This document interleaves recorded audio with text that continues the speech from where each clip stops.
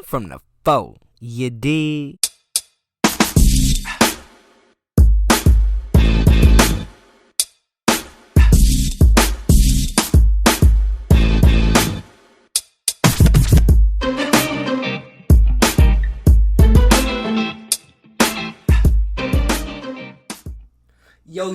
Yo, what it do? Welcome back to The Way I See It with Jamario Rashad. I appreciate y'all for stepping on in the building with me. Go ahead, wipe your feet, take a seat, and enjoy this ride with me. So, what I have on my spirit today is I'm going to give you all a comparison between the offenses that Baker Mayfield has had for his 4 years in Cleveland compared to what he's going to have this year with the Carolina Panthers. And without further ado, I'm not going to keep you all waiting. We're going to move right on into it.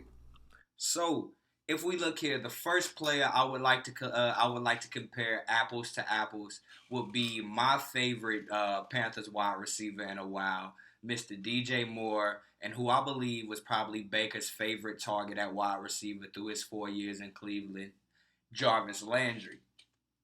In my opinion, although Jarvis Landry was used all over the field, whether that be on the boundary, majority of the time in the slot, he was the number one, no matter how you want to slice it. That doesn't necessarily have to always be the X receiver. And while with Baker Mayfield, even as a rookie, he nearly had 1,000 yards, and then beyond that, every year after he had his best year in Cleveland, that 2019 year, this is the year, if I'm not mistaken, that they actually made the playoffs, and this is the year that Skip Bayless likes to talk about all the time. And then you can see a tail off these last 2 years, and if you want to compare apples to apples this past year, DJ Moore almost doubled him up in almost every wide receiver category that matters, and he was doing this with Sam Darnold, PJ Walker,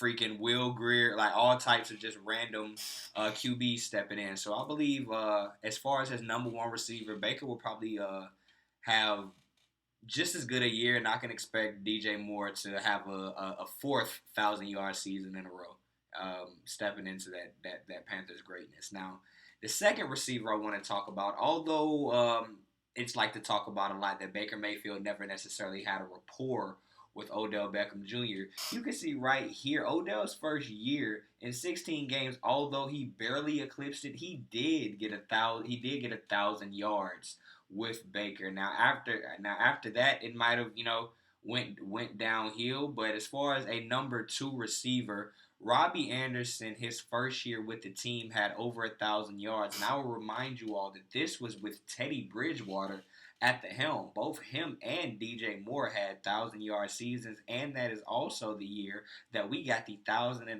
out of Christian McCaffrey. That was under the stewardship of Teddy Bridgewater. Now, if Baker Mayfield can be what he is chalked up to be, I expect just as good of production with Robbie Anderson, because if you've watched any of my videos and if you watch the Panthers at all, you will know for a fact that Robbie Anderson seemed like he was like a JV receiver when he was on the field with Sam Darnold. But that was not his fault. Sam Darnold just had no rapport with him whatsoever. I don't see that as being as much of a problem with Baker Mayfield. So when it comes to the wide receiver position, I believe that there won't be much of a transition. I believe we have just as much, if not more, talent when it comes to our receivers. We got the young guy, Terrace Marshall, Shi Smith, late round pick. I believe he's going to step up this year. I believe we have some talent, and we also brought over Higgins. So maybe he'll pick up a rapport with Baker as well. Now, moving on. These two guys right here were really the bread and butter of the Cleveland team, if you ask me. Well, the Cleveland offense, if you ask me, these past 2 years. Nick Chubb, right, just crazy. Came in the same year as Baker and DJ Moore, and has had pretty much, like, let's just call it 1,000 yards each and every season.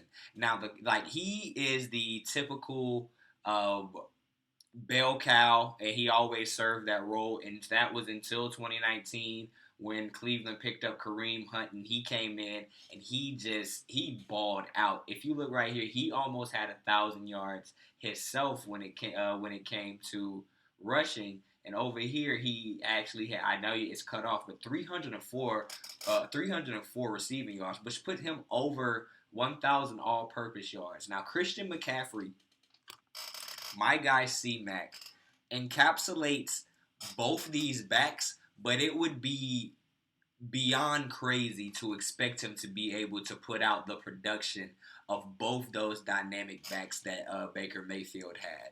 So, although he'll be able to do some of the same things, I don't believe that Christian McCaffrey will be able to tote the same load, and I don't believe that Chuba Hubbard is a Kareem Hunt, nor is he even slightly kind of the same. He's nowhere near Nick Chubb either. So the running game is not going to be something that Baker's going to be able to lean on as much here in Carolina. But if Christian McCaffrey can give him a bounce back season, it will be something that allows Baker to rest assured a little bit more, get a little more comfortable in the play action, get those easy, those check down passes going. If we can get that going, I expect Baker to move on. But as far as he will not have as much. He would not have it as effective of a run game as he did in Cleveland. Now, moving on, I'll show you these two right here were the Cleveland tight ends over the past few years, David Njoku and Austin Hooper.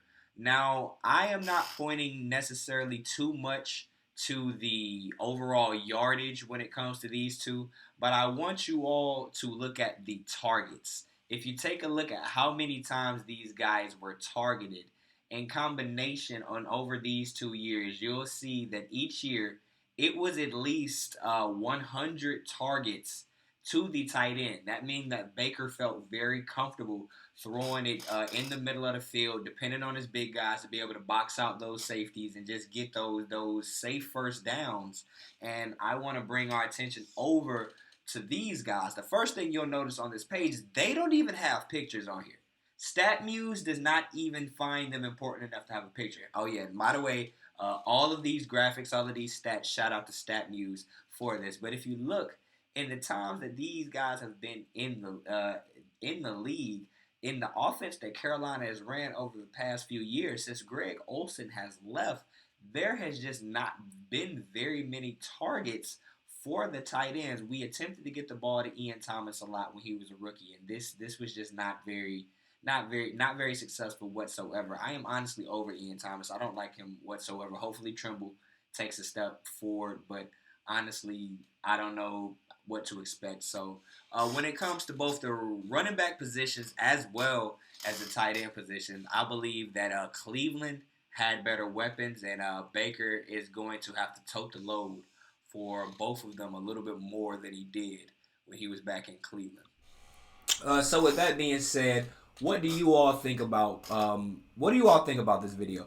Do you think that I'm correct? Do you think that Baker will be just as effective under his new offense with Christian McCaffrey, DJ Moore, Robbie Anderson, Terrace Marshall? Or do you think that he'll struggle because he did have a very powerful offense in Cleveland? Some will say that offense should have been a lot more powerful and it would have been a lot better if he had been better. So what do you think? Whatever you think, leave me a like below. Before you leave, man, you stayed and watched the whole video. The least you could do is subscribe, man. That's all you could do. Like, come on, subscribe. So, hey, man, I appreciate you watching this video. I'm not going to keep you too much longer. I'm Jamario Rashad. This is the way I see it, and I'll see y'all in the next video. Peace.